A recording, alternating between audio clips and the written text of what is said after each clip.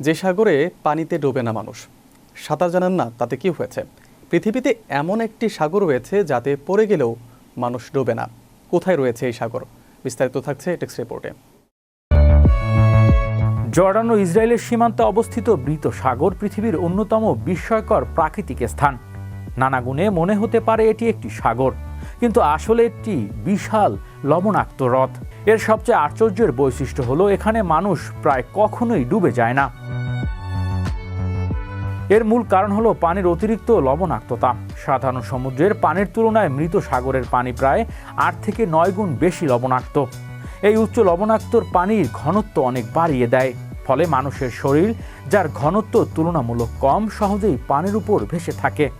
আপনি যদি এখানে নামেন, খুব সহজেই পানির উপর শুয়ে ভেসে থাকতে পারবেন। অনেকে বইও পড়তে পড়তে ভেসে থাকে।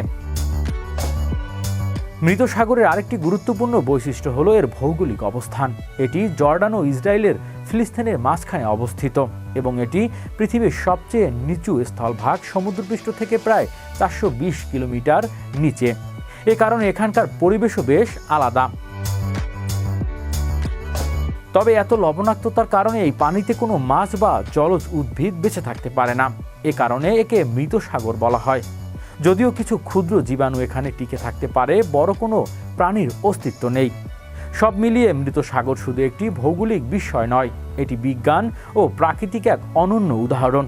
এর অদ্ভুত বৈশিষ্ট্য মানুষকে যেমন মুগ্ধ করে, তেমনি আমাদের শেখায় প্রকৃতির বৈচিত্র্য কতটা বিস্ময়কর হতে পারে।